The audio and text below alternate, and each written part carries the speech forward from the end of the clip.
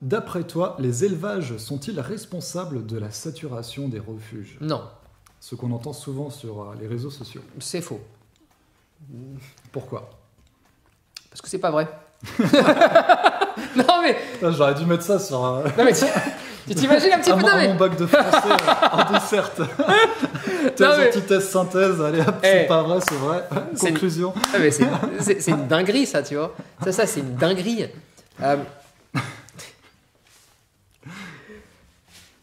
Aujourd'hui, les refuges sont pleins, d'accord? Parce que il n'y a pas qu'un problème, il y en a plusieurs, ok? Dans les problèmes, il y a le choix du chiot. On ne renseigne pas suffisamment bien les futurs propriétaires sur le chien qu'ils vont prendre. Les besoins physiques, mentaux, etc., etc. L'environnement et tout ce qui va avec. Là, il y a une défaillance, il y a un déficit là-dessus, d'accord? C'est pour ça que justement, on avait monté, nous, une formation qui s'appelle Esprit Dog Start, qui est complètement gratuite, hein, et qui était en fait pour expliquer un petit peu tout ce qu'il va y avoir. Les frais, le choix, les choses à prendre en compte. Enfin, tu vois, ça reprenait un petit peu tout. C'est juste un espèce de... Attention, tu ne pourras pas dire que tu ne savais pas. Et on t'explique tout. Mais je pense que là, il y a un vrai travail à mener dessus. Ensuite, et là, on va, malheureusement, peut-être je vais manger une de tes questions, mais sur les expos et sur la SCC, là, il y a quelque chose qui est lié. Aujourd'hui, par exemple, sur le Malinois, il y a énormément de particuliers qui vont chercher ce qu'on appelle des Malinois sur des lignées de travail, d'accord? Parce qu'ils partent du principe que c'est des chiens plus intelligents qui apprennent plus vite que le Malinois sur une lignée de beauté. C'est dangereux, parce que c'est pas du tout vrai. Mais c'est pas du tout vrai, sauf que le tempérament du chien est complètement différent. Et tu te retrouves avec des Malinois qui vont mordre après qui vont finir au refuge. Et là, il y a ce travail aussi de dire attention, est-ce qu'on fait bien sur les lignées? Est-ce que c'est bien clair ce qu'on est en train de faire? Est-ce qu'on n'est pas en fait en train juste de mélanger un peu tout dans l'esprit des gens? Et est-ce qu'on ne devrait pas, au niveau pédagogique, communiquer un petit peu différent? Je ne suis pas en train de te dire que le travail est mal fait. Je suis en train de te dire qu'il y a peut-être une carence de communication qui fait que les gens sont paumés. Ensuite, est-ce qu'il y a de mauvais éleveurs qui ne font pas le job de prévention, qui ne font pas le job d'explication? Bien sûr. Qui va dire le contraire? Personne. Bien évidemment qu'il y en a. Mais on ne peut pas dire que c'est les éleveurs qui remplissent les refuges. C'est faux. Ça, c'est faux. C'est pas vrai. Et c'est trop facile de jeter comme ça le truc en disant tiens, c'est de leur faute, ils ont fait naître des chiens. Ah bah oui, mais qui les a achetés? Qui n'a pas fait le job? Qui n'a pas pris un éducateur canin? Qui n'a pas pris une formation? Qui connaît que dalle, mais s'est dit tiens, je vais aller prendre un Rottweiler, un machin, un truc, et aller pim pam poum, je vais mettre tout dans la marmite et ça va bien se passer. Mais non, ça n'existe pas, ça. Ça n'existe pas, ça. Tu vois le truc? Il y a une étude récemment qui est sortie, qu'ils ont regardé les types d'où venaient les chiens qui sont dans les refuges. Plus de 90% d'entre eux ne viennent pas de refuge, en fait. En général, ceux qui... D'élevage. Oui, d'élevage, pardon. Ceux qui prennent dans les élevages, la plupart du temps, n'abandonnent pas leurs animaux. Quand tu prends sur un refuge, sur un élevage qui travaille bien, d'accord, tu sais ce que tu prends. C'est-à-dire que si tu prends un chien qui va t'emmerder, tu sais qu'il va t'emmerder. Tu vois le truc? C'est couillon ce que je suis en train de te dire là, mais c'est juste de dire, tu sais ce que tu vas avoir avec les forces et les faiblesses. Quand tu prends un chien où tu n'as aucune visibilité sur rien, parfois, tu penses que ça va rouler et ça ne roule pas. Et tu n'es pas préparé à ça. Donc, ça ne m'étonne pas du tout, c'est ce que je te disais, non, les éleveurs ne remplissent pas les refuges, jamais de la vie. Alors, heureusement, c'est ce qu'on entend souvent. C'est ce qu'on entend souvent, mais là encore une fois... N'achetez pas, adoptez, quoi. C'est le slogan. Non, mais ça me fatigue. Des pancartes, il y en a partout. Ouais, mais parce que ça, c'est facile, ça s'appelle les bons sentiments. C'est des raccourcis de bons sentiments pour après t'endormir le soir comme il faut, tu vois. Mais ça, c'est des conneries. N'achetez pas, adoptez. Non, moi, j'ai envie de vous dire, n'abandonnez pas, et comme ça, on n'adopte pas.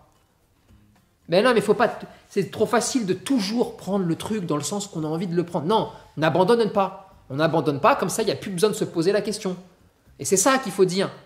Alors après, bien sûr qu'il y a plein de chiens en refuge, bien sûr qu'il faut les sortir de ce bordel, bien sûr qu'il faut les adopter. Mais il n'y a pas de combat entre acheter ou adopter. Le seul combat qui unit tout le monde, c'est n'abandonnez pas.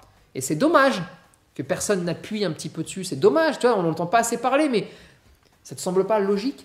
Ah, mais moi je suis entièrement d'accord. Mais je suis persuadé que... Non, mais ce que je veux dire, c'est que si tu es entièrement d'accord... Ah, parce que moi je me suis fait réprimander parce que j'avais pris mon chien en élevage.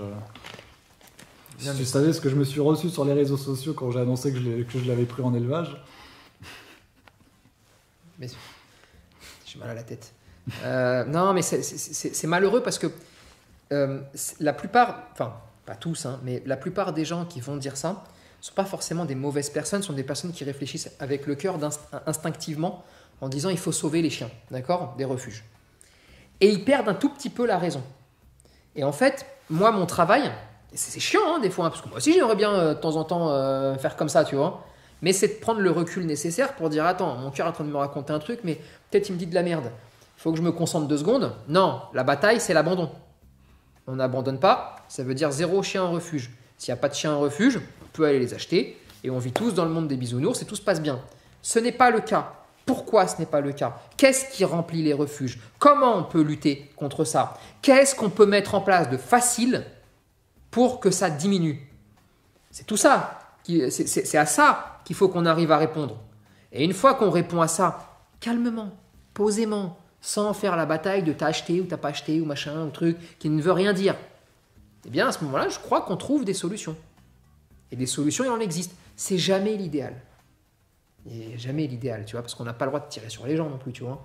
Mais je pense que même gratter 5% d'abandon en moins, et puis l'année d'après 3%, parce que tu as mis un truc en place, et bah petit à petit, tu joues à gagne-terrain, mais mine de rien, à la fin, peut-être que dans 5 ans, 10 ans, on se dira, t'as vu, regarde, 40% d'abandon en moins, c'est pas mal, on a bossé quand même.